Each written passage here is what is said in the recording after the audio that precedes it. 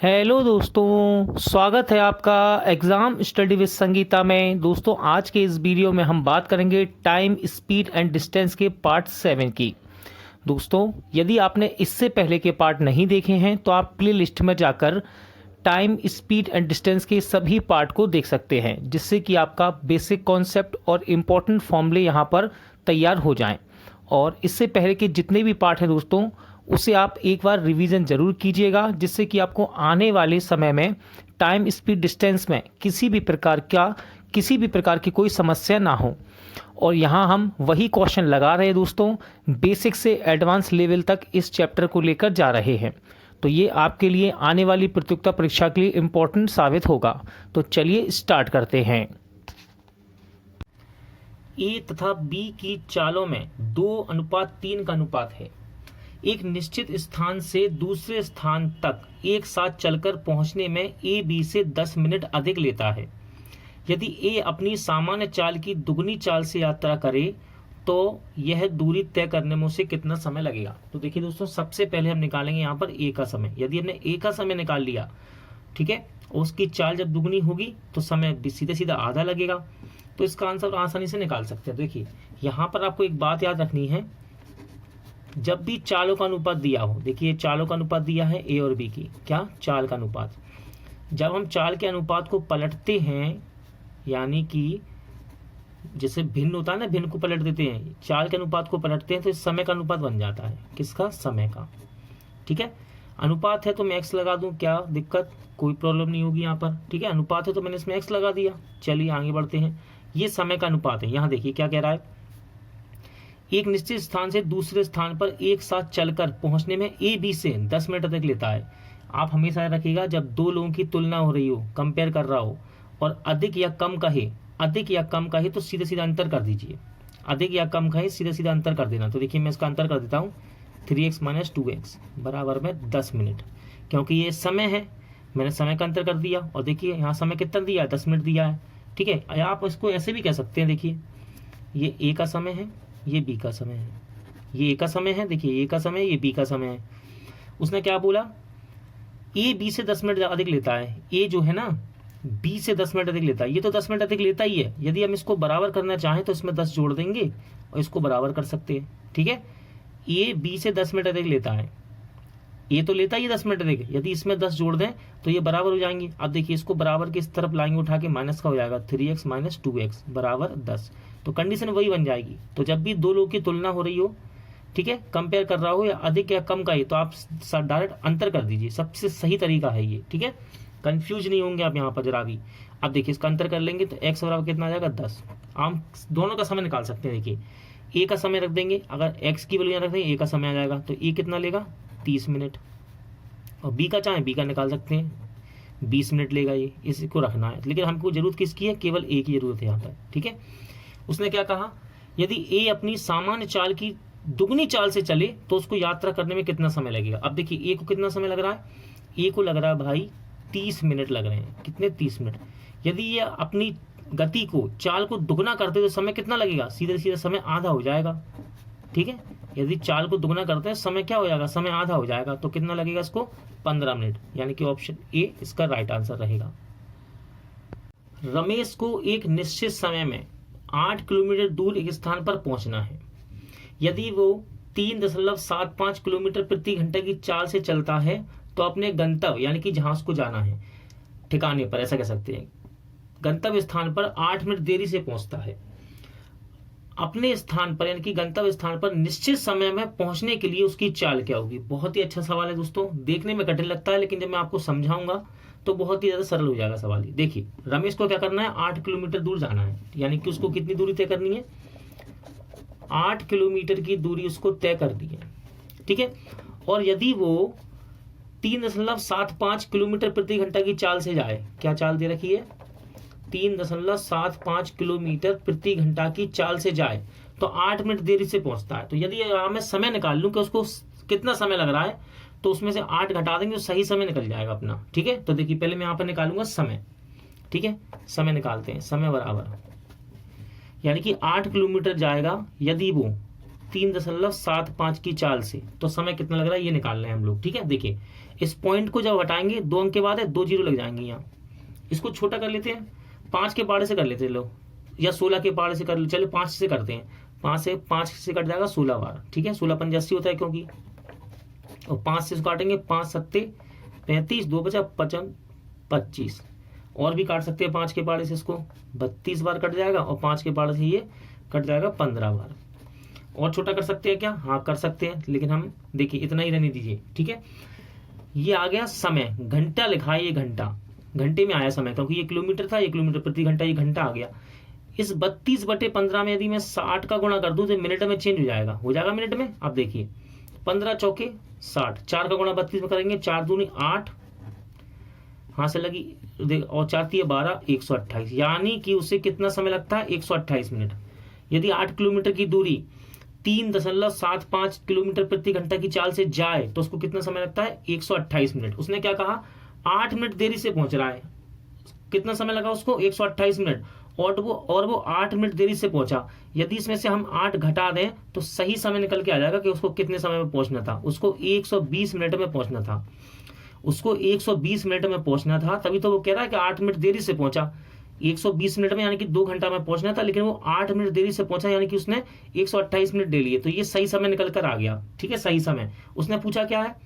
गंतव्य स्थान पर निश्चित समय कितना है उसका? 2 घंटे। इसको 2 घंटा कह सकते हैं ना हम, 2 घंटे कह सकते हैं इसको। ठीक है, निश्चित समय पर पहुंचने के लिए उसकी चाल क्या होगी? तो निकाल सकते हैं, देखिए चाल बराबर, दूरी तो वही रहेगी ना 8 किलोमीटर, चाल बराबर दूरी बटे समय। समय कितना है? सही समय जो है वो है 2 घंटा। काटेंगे इसको तो कितना आ जाएगा? 4 किलोमीटर प्रति घंटा, यानी कि इसका सही आंसर क्या होगा? Option C. एक चोर एक कार चोरी कर 1:30 बजे दोपहर बाद 60 किलोमीटर प्रति घंटा की चाल से कार चलाकर भागा। 2 बजे चोरी का पता चलने पर दूसरी कार से 75 किलोमीटर प्रति घंटा की चाल से कार मालिक द्वारा उसका पीछा किया गया।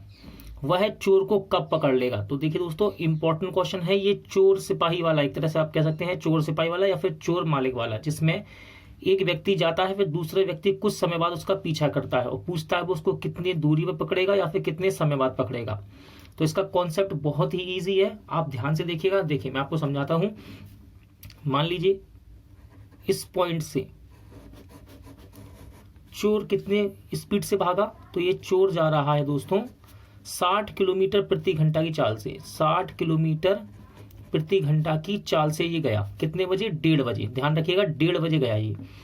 अब चोरी का पता कितने बजे लगा? 2 बजे। 2 बजे चोरी का पता चलने पर दूसरी कार से मालिक जाता है इसके पीछे।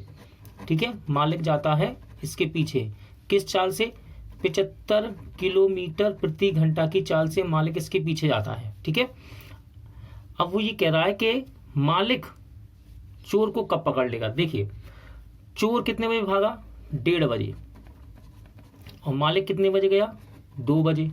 ठीक है, चोर 60 किलोमीटर प्रति घंटा की चाल से जा रहा है। ठीक है, 60 किलोमीटर प्रति घंटा की चाल से, इसका मतलब क्या है कि वो एक घंटे में 60 किलोमीटर की दूरी तय कर लेता है। लेकिन ये 1:30 बजे गया, ठीक है, चोरी करके 1:30 बजे चला गया, और चोरी का पता कब पड़ा? 2 बजे, यानी कि आधे घंटे बाद मालिक इसके पीछे गया। तो आधे घंटे में ये कुछ ना कुछ दूरी तो तय करेगा ना। तो 1 घंटे में 60 किलोमीटर, तो आधे घंटे में कितना? 30 किलोमीटर। तो मान लीजिए चोर यहाँ पर आ गया, ये कितना चल लिया? 30 किलोमीटर चल चुका है। ठीक है, 30 किलोमीटर की दूरी चोर ने तय कर ली, चोर यहाँ आ गया। अब 2 बजा, तो 2 जैसे ही बजा तो ये यहाँ से चलेगा चोर, और मालिक इसके पीछे जाएगा। ठीक है, तो इनके बीच की दूरी को हम बोलेंगे दोस्तों सापेक्ष दूरी, या फिर आप इसको दूरी भी कह सकते हैं। ठीक है, तो इनके बीच की दूरी को हम बोलेंगे सापेक्ष दूरी। कितनी है? 30 किलोमीटर। अब देखिए चाल कैसे लेंगे, याद रखिएगा, जब एक ही दिशा में जा रहे हों, एक दिशा में चाल माइनस होती है, यानी कि घटती है। ठीक है, एक दिशा में चाल घटती है, और विपरीत दिशा में चाल जुड़ती है। विपरीत दिशा में चाल क्या होती है? प्लस होती है, जुड़ती है। ठीक है, विपरीत दिशा में प्लस होती है। यदि मान लीजिए एक व्यक्ति यहाँ से जा रहा है या फिर कार द्वारा एक व्यक्ति यहाँ से आ रहा है, तो विपरीत चालें हो गई तो इसमें जुड़ेगी। लेकिन देखिए ये समान दिशा में जा रहे हैं, जब ये समान दिशा में जाते हैं तो चालें आपस में क्या होती हैं, घट जाती हैं। तो इनकी बीच की चाल को हम बोल सकते हैं सापेक्ष चाल। ठीक है, जब दोनों एक ही दिशा में जा रहे हैं ना, तो इसको हम घटा देंगे, तो इसको हम सापेक्ष चाल बोलते हैं, सापेक्ष चाल। तो कितनी यहाँ पे चाल भी कह सकते हैं आप, कितनी आएगी, 75 में से 60 गया, कितना, 15 किलोमीटर प्रति घंटा। अब उसने कहा वह चोर को कब पकड़ लेगा, यानी कि समय पूछ रहा है। तो देखिए समय बराबर क्या होता है, टाइम बराबर क्या होता है, समय बराबर दूरी बटे चाल, समय बराबर दूरी बटे चाल। देखिए इनके बीच की दूरी कितनी है, 30 किलोमीटर निकाली हमने, और सापेक्ष चाल कितनी आई, 15।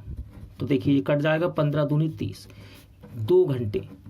यानी कि मालिक चोर को 2 घंटे बाद पकड़ लेगा। लेकिन देखिए ऑप्शन देखिए, यहाँ 2 घंटे हमको जोड़ना है। अब देखिए यदि 1:30 में जोड़ेंगे तो कितना हो जाएगा, 3:30। यदि 2 में जोड़ेंगे तो ये हो जाएगा 4 बजे।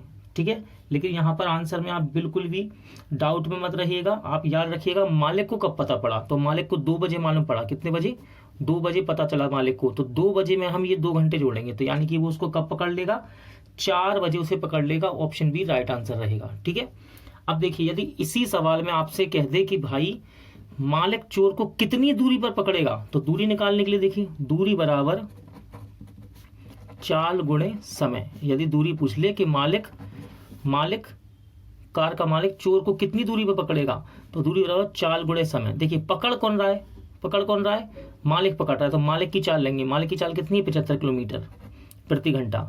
ठीक है, मालिक पकड़ रहा है ना, तो चाल मालिक की लेंगे। और कितना समय लग रहा है उसको, 2 घंटे। यहां तक तो आपको सवाल को करना ही पड़ेगा, 2 घंटे लग रहे हैं, तो 2 कर देंगे इसमें हम गुणा, कितना हो जाएगा, 150 किलोमीटर।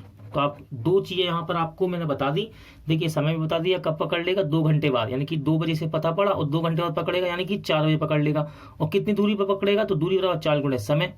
चाल किसकी लेंगे, जो व्यक्ति पकड़ रहा है, तो पकड़ कौन रहा है यहाँ पर, चोर को मालिक, तो मालिक की चाल लेंगे हम 75। कितना समय ले रहा है, 2 घंटे, तो 150 किलोमीटर दूरी पर वो उसको पकड़ लेगा। ठीक है, वो कितने समय बाद, 2 घंटे बाद पकड़ लेगा। तो इस प्रकार के चोर वाले सवाल, अब आप, मेरे को विश्वास है यदि आप इसको पूरा कॉन्सेप्ट एक बार और देखेंगे तो चोर वाला सवाल आपका कभी गलत नहीं होगा। या फिर चोर वाला है, या फिर एक व्यक्ति दूसरे व्यक्ति को पकड़ रहा है कुछ समय बाद चलकर। ठीक है, चलिए, एक व्यक्ति 6 किलोमीटर प्रति घंटा की चाल से एक वर्गाकार मैदान के विकर्ण को 3 सेकंड में पार कर लेता है। इस मैदान का क्षेत्रफल बताइए। इंपॉर्टेंट क्वेश्चन है दोस्तों, जब कोई व्यक्ति एक वर्ग के विकर्ण को पार करता है और यहाँ मैदान यानी कि वर्ग का क्षेत्रफल पूछा जाता है। ठीक है, तो इस सवाल को भी हम टाइम एंड डिस्टेंस में ही कवर करते हैं। इंपॉर्टेंट क्वेश्चन, देखिए इसको किस प्रकार करेंगे।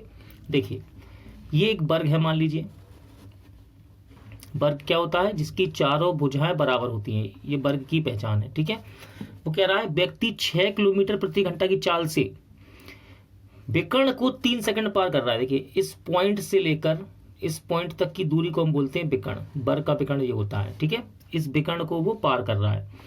यदि देखिए वर्ग का क्षेत्रफल पूछ रहा है, देखिए वर्ग का क्षेत्रफल, यदि आपको विकर्ण पता हो, यदि आपके पास विकर्ण की दूरी हो या विकर्ण की लंबाई हो और मैदान का क्षेत्रफल यानी कि वर्ग का क्षेत्रफल पूछे, तो हम हमेशा यूज करेंगे, देखिए वर्ग का क्षेत्रफल क्या लगाएंगे, वर्ग का क्षेत्रफल, वर्ग का क्षेत्रफल, तब हम लगाते हैं विकर्ण का स्क्वायर, विकर्ण का स्क्वायर बटे में 2।